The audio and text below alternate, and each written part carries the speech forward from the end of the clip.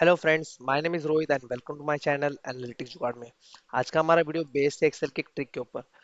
Most of the time हमने देखा है कि हम फॉर्मूला इस्तेमाल करते वक्त सेल्फ रेजिंग का इस्तेमाल नहीं करते और उसकी वजह से हमें हर कॉलम में दोबारा से फॉर्मूला इस्तेमाल करना होता है, दोबारा से फॉर्मूला एंटर करना होता है। तो यहाँ पे हम आज वही सीखेंगे सेल्फ रेजिंग कैसे किया जाता है। ठीक है। सेल्फ रेजिंग करने के लिए हमें F4 का इस्तेमाल करना होता है। F4 ये की इस्तेमाल करने की वजह से हमारे जो वैल्यूज है, मतलब हम वहाँ पे जो भी सेल सेलेक्ट करते हैं वहाँ पे हमें डॉलर एक्स्ट्रा में डॉलर दिख जाता है। अब डॉलर सिंबल का मतलब होता है कि वो सेल्फ फ्रीज है, बट वो किस तरह से समझिए कि वो किस तरह का फ्रीजिंग हुआ है, तो वो समझने के लिए हम यहाँ पे स्क्रीन पे देखते हैं।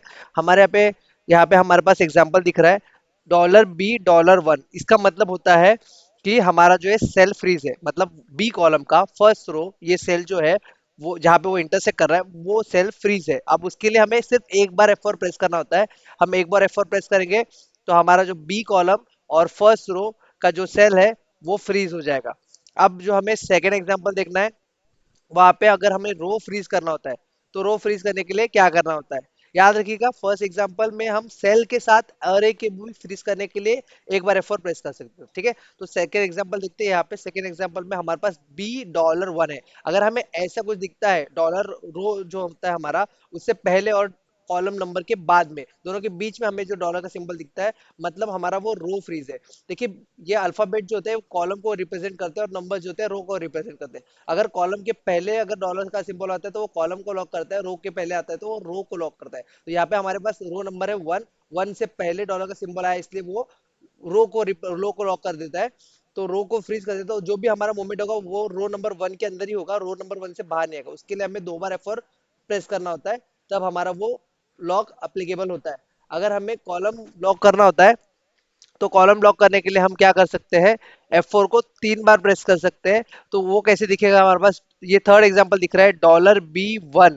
अगर हमारे कॉलम नंबर से पहले अगर हमें डॉलर का सिंबल दिखता है तो हमारे पास वो कॉलम हमारा फ्रीज हो जाता है। तो जो भी सेल मूवमेंट होगा वो सिर्फ कॉलम के अंदर का होगा, वो कॉलम से बाहर होके दूसरे कॉलम में नहीं जाएगा।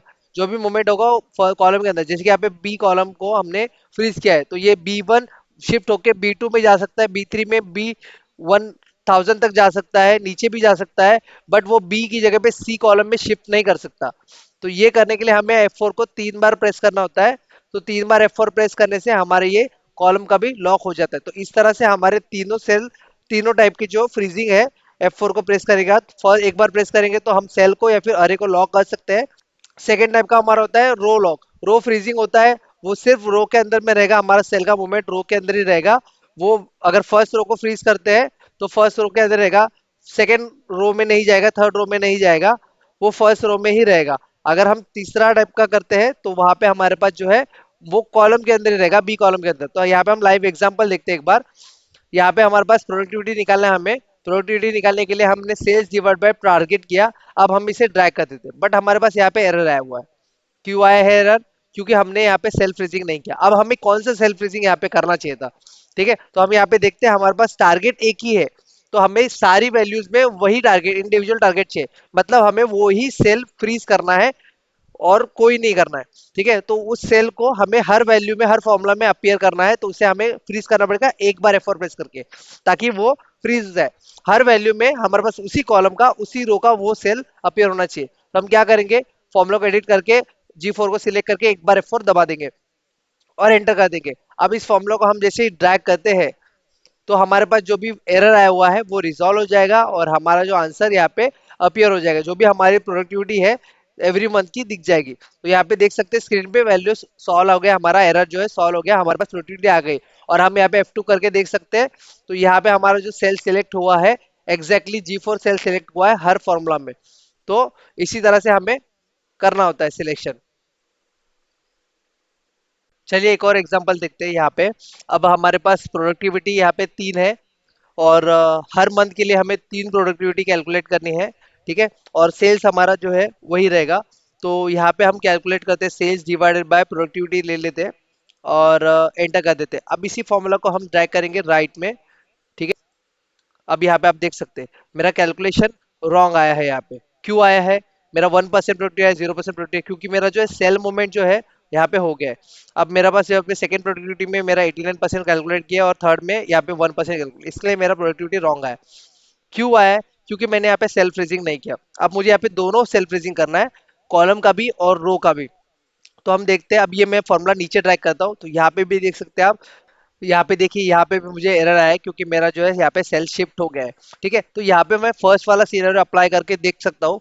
यहाँ पे मैं क्या करता हूँ, सिर्फ F14 को फ्रीज कर देता हूँ, F4 एक बार प्रेस करके, और ये फॉर्मूला को ड्रैग कर देता हूँ।